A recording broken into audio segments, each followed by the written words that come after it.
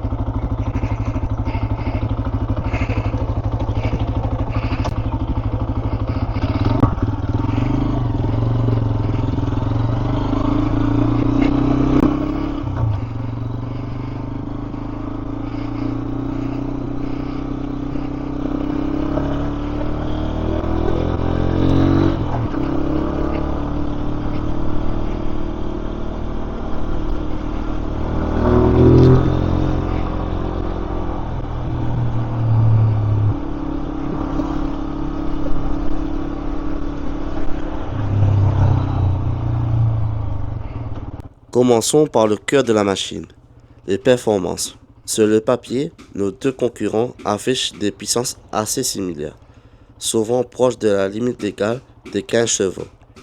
Mais sur la route, la sensation est totalement différente. La moto, avec sa boîte de vitesse manuelle, offre des accélérations plus franches et un meilleur contrôle du régime moteur. On peut vraiment jouer avec les rapports pour extraire toute la puissance, ce qui est super gratifiant sur une petite route de campagne. Le scooter, lui, est mise surtout sur la simplicité avec son variateur automatique. C'est simple, on tourne la poignée et ça part. L'accélération est très linéaire, douce, parfaite pour se faufiler en ville sans se poser des questions. En vitesse de pointe, ils se tiennent dans un mouchoir de poche, généralement autour de 110 à 120 km/h. La différence se fait vraiment sur le ressenti et le plaisir de conduite. Maintenant, parlons maniabilité. Et là, le contexte change tout. En ville, dans les embouteillages, le scooter est le roi incontesté. Son centre de gravité bas, sa position de conduite droite et son absence d'embrayage le rendent incroyablement facile à manœuvrer à basse vitesse. Se faufiler entre les voitures devient un jeu d'enfant. La moto, avec son centre de gravité plus haut et la gestion de l'embrayage, demande un peu plus d'engagement. Elle peut paraître moins agile dans les espaces très restreints. Par contre, dès que la route se dégage et que les virages apparaissent, la moto reprend l'avantage. Son châssis rigide, ses plus grandes roues et sa position de conduite légèrement penchée vers l'avant offrent une stabilité et une précision bien supérieures en courbe. On se sent plus connecté à la route. C'est une question de terrain de jeu. La jungle urbaine pour le scooter, les routes sinueuses pour la moto.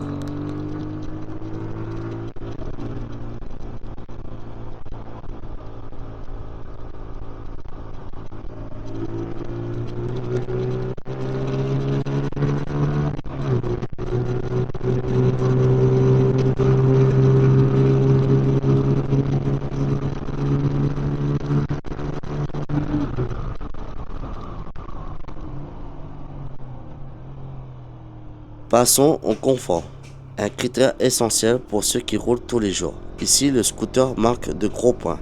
La protection contre le vent et la pluie est bien meilleure grâce à son large carénage et son pare-brise, souvent plus haut. La position assise, les pieds à plat sur le plancher est très relaxante, presque comme dans un fauteuil. On peut enchaîner les kilomètres en ville sans fatigue. De plus, les suspensions sont généralement réglées pour être plus souples, absorbant mieux les imperfections de la route. La moto, elle, est plus spartiate. La position est plus sportive, on est plus exposé aux éléments et les suspensions, orientés vers la performance, sont souvent plus fermes. Sur un long trajet, surtout sur autoroute, la fatigue peut se faire sentir plus rapidement. Le confort est clairement l'un des arguments de vente majeurs du scooter. Abordons un sujet qui fâche ou qui rassure, c'est selon le portefeuille. Commençons par le prix d'achat. En général, pour des modèles équivalents en gamme, les scooters GT ont tendance à être un peu plus chers que les motos 125. La différence s'explique par la technologie embarquée, le carénage plus complexe et les aspects pratiques. Ensuite, l'entretien. Sur ce point, c'est assez équilibré. Les révisions sont similaires en fréquence et un coût pour les changements d'huile ou les freins. Cependant, un scooter peut avoir des coûts spécifiques liés à la courroie de transmission et aux galets du variateur, qui doivent être remplacés périodiquement.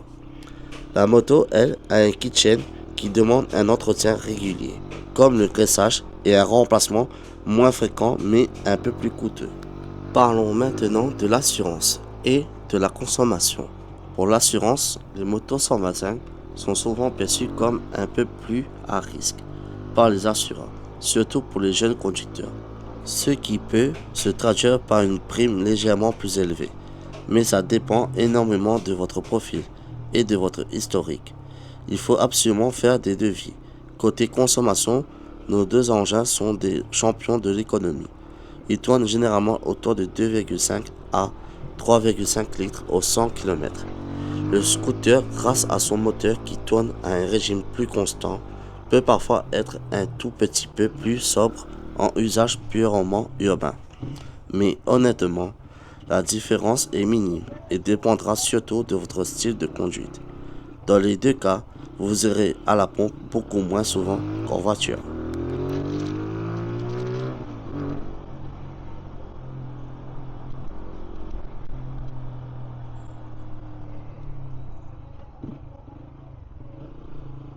Le critère qui peut faire toute la différence, des aspects pratiques au quotidien. Et là, il n'y a pas de match, le scooter gagne par KO.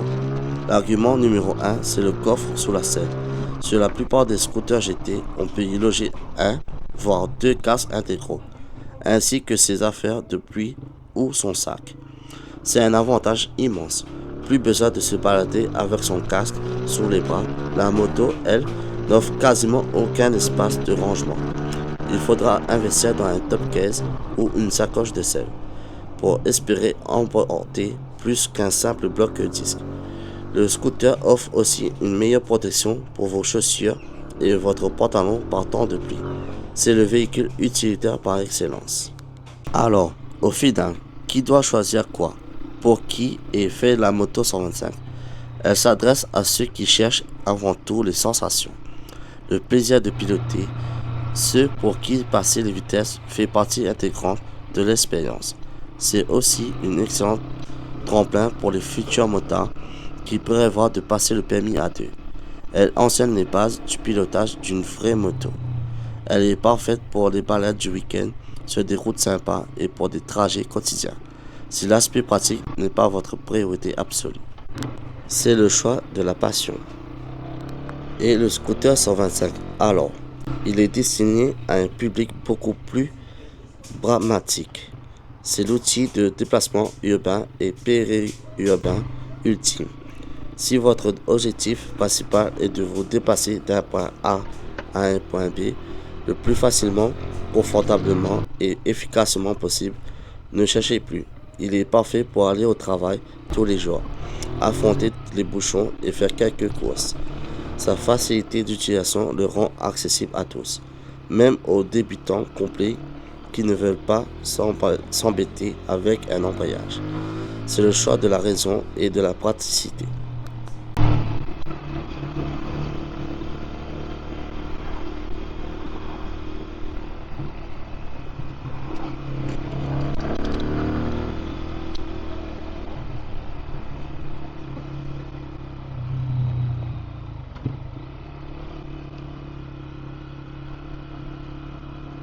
conclusion, il n'y a pas de meilleur choix dans l'absolu.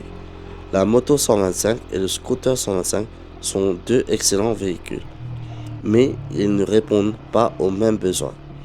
La moto, c'est le fun, les sensations, l'apprentissage du pilotage. Le scooter, c'est le confort, la praticité, l'efficacité au quotidien. Le meilleur conseil qu'on puisse vous donner, c'est de définir clairement vos priorités. Et si possible, essayez les deux. Il n'y a rien de tel que de se faire sa propre opinion au guidon. J'espère que cette comparaison détaillée vous aidera à faire votre choix. Dites-nous en commentaire ce que vous préférez et pourquoi. Merci d'avoir regardé cette vidéo. N'oubliez pas de vous abonner pour plus de contenu de 2 euros. Et on se dit à très bientôt sur la route. V à tous.